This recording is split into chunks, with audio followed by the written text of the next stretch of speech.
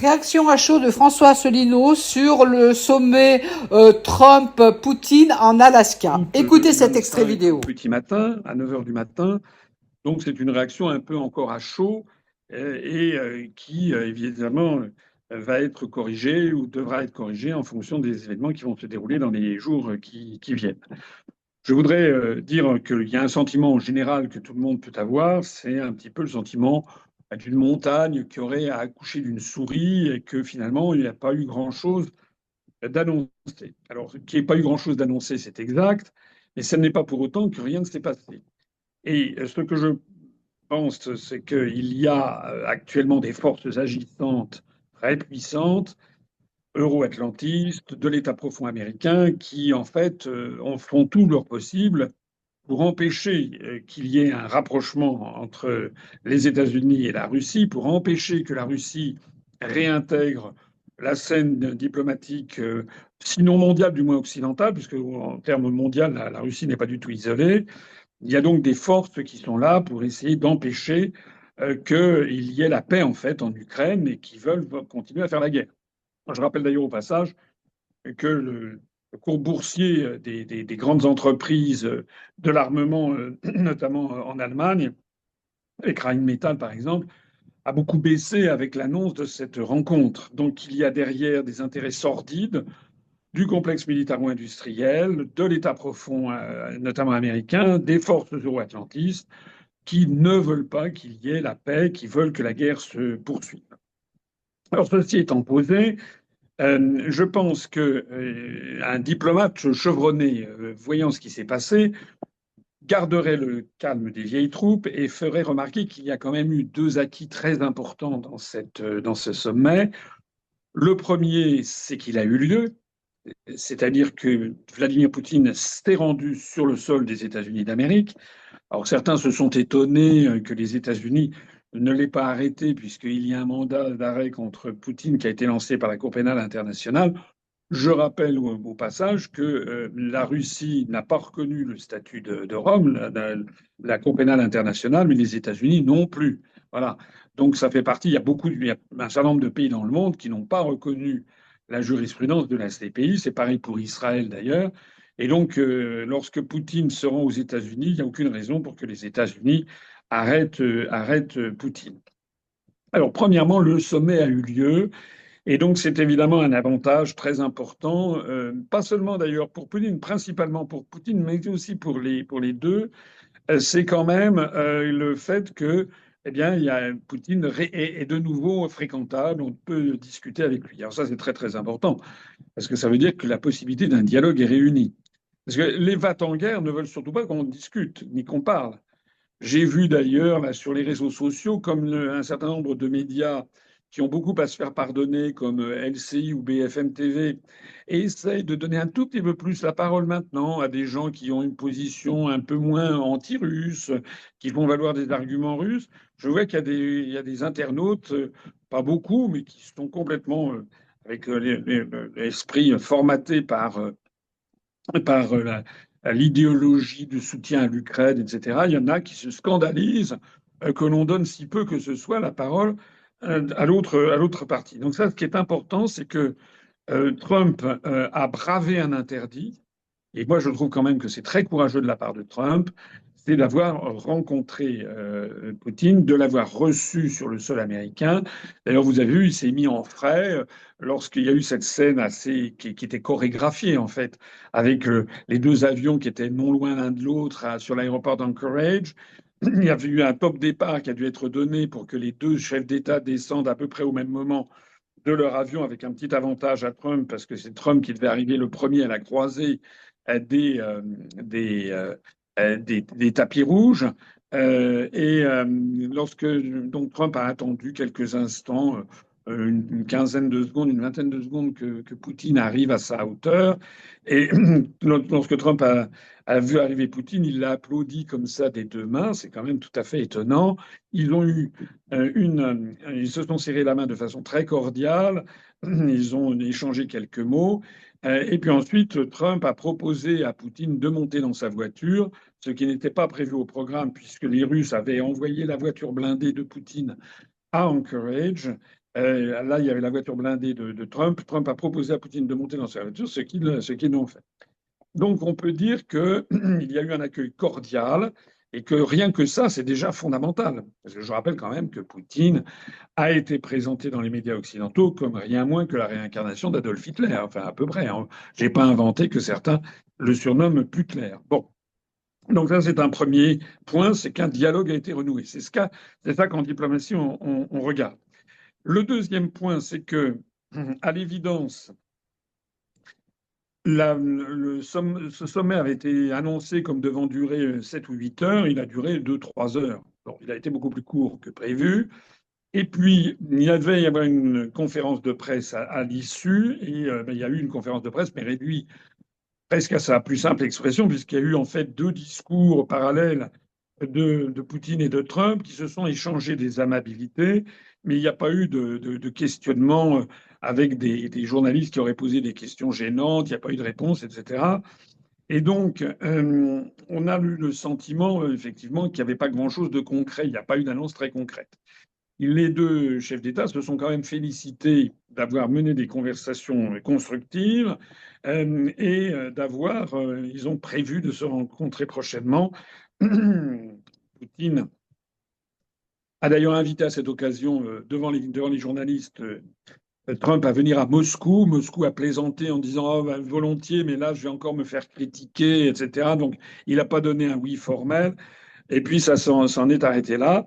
Il y a quand même eu des mots sympathiques de part et d'autre qui ont été échangés, notamment Vladimir Poutine a laissé entendre qu'il partageait l'idée selon laquelle si Trump avait été président des États-Unis en 2022, eh bien, il n'y aurait jamais eu le conflit.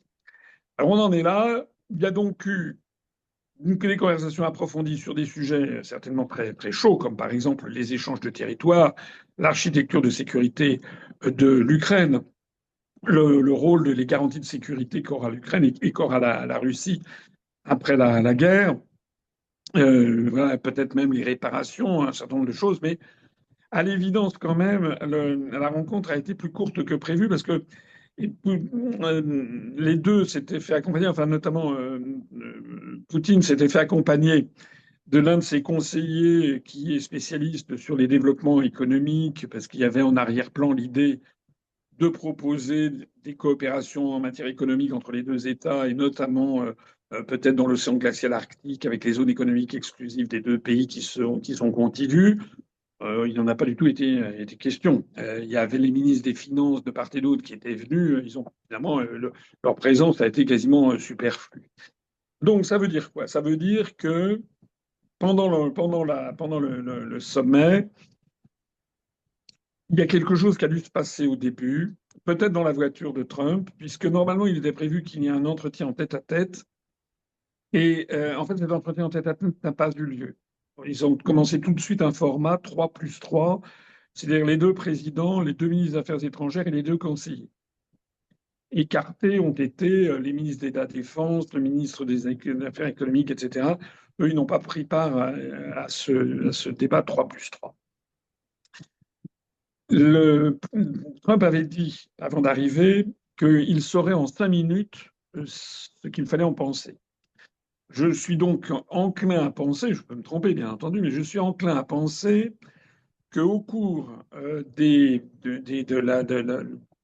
quelques minutes, peut-être un quart d'heure qu'ils ont passé ensemble en voiture, le temps de rallier depuis l'aéroport d'Anchorage, de rallier la réunion, la base militaire où ça devait se tenir le sommet, je pense qu'ils ont dû avoir quelques conversations très, très franches. Et je pense que donc Trump a pu mesurer que Poutine ne varierait pas d'un iota, pas d'un pouce, sur toute une série de sujets, qu'il n'accepterait pas un cessez-le-feu comme ça en préalable, parce que Poutine sait très bien qu'un cessez-le-feu préalable signifierait permettre à l'Ukraine de refaire ses forces militaires pour mieux contrebattre l'armée russe qui progresse beaucoup en ce moment. Voilà, donc il n'est pas bête.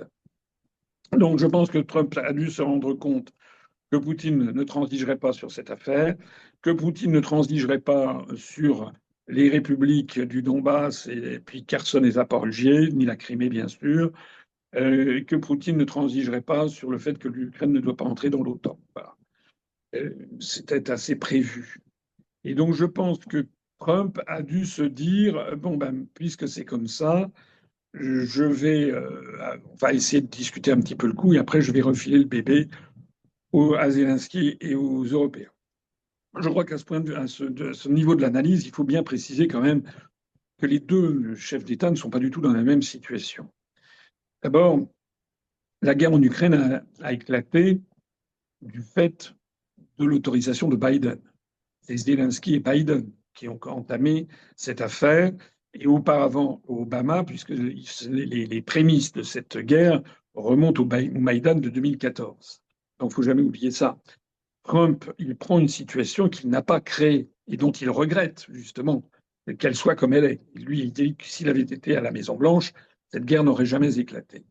Donc, on a d'un côté Vladimir Poutine qui a été chef d'État tout du long, en fait, et qui a assisté à cette attaque en règle de l'OTAN et des États-Unis d'Amérique, qui a commencé avec le Maïdan pour essayer de piquer la Crimée et de piquer l'Ukraine à l'influence russe. C'est ce qui s'est passé. Vous savez que Poutine a réagi immédiatement en envoyant des troupes en Crimée pour mettre la main sur la Crimée parce qu'il ne pouvait pas se passer du port en mer chaude de Sébastopol, mais aussi parce que la population de la Crimée est à 95% russophone, russophile, et que la Crimée d'ailleurs appartenait à l'Union soviétique jusqu'en 1954, et c'est Khrouchtchev qui avait une ascendance ukrainienne et qui l'a donné pour le 300e anniversaire du traité de Péréoslav de 1654, qui a rattaché une partie de ce qui est aujourd'hui l'Ukraine à la Russie. C'est Khrouchtchev qui a pris cette initiative de donner la Crimée à l'Ukraine. Donc, Poutine a réagi en mettant la main sur la Crimée dès 2014, dès l'affaire du Maïdan, et puis ensuite, vous connaissez l'histoire avec le bombardement des populations russophones du Donbass, opéré par les forces de Kiev, et notamment ensuite par le président Zelensky, qui avait été élu justement pour faire la paix. Donc on a d'un côté Poutine qui n'a aucune raison de bouger en fait. Il connaît le dossier par cœur. Son ministre des Affaires étrangères, Lavrov, il est ministre des Affaires étrangères depuis quasiment un quart de siècle. C'est l'un des meilleurs ministres des Affaires étrangères du monde entier. À mon avis, le meilleur, le plus expérimenté, qui connaît tout le monde, qui connaît tous les détours et retours de la diplomatie mondiale, il n'a pas besoin de changer. On a d'ailleurs remarqué qu'il était arrivé avec un sweatshirt frappé du logo URSS, enfin CCCP en russe, ce qui montre quand même une volonté de ne pas passer sous les fourches caudines des États-Unis pour bien affirmer que la Russie, aujourd'hui, est l'héritière de l'URSS. Donc, Poutine a d'autant moins de raisons de changer que, par ailleurs, il exerce un pouvoir autocratique, qu'il n'a pas vraiment d'opposition, que d'ailleurs 80-85% de la population russe le soutient dans cette affaire, que par ailleurs sur le terrain il possède 20% de ce qu'était l'Ukraine, les forces russes occupent 20% de l'ancien territoire ukrainien, et que par ailleurs il a la supériorité militaire, et qu'en ce moment le front bouge très rapidement en faveur de la Russie. Donc il y a comme dirait Trump, Poutine a toutes les cartes en main, en fait. Il n'y a pas d'élection prévisible qui risque de le menacer. Il n'a pas d'opposition qui risque de le critiquer. Il a le soutien massif de sa population, etc. Donc, en fait, Trump ne peut que constater qu'une chose, c'est que Poutine n'a aucune raison de changer. Voilà. C'est d'ailleurs ce qu'il fait. Poutine reste, il est là, il persiste et signe.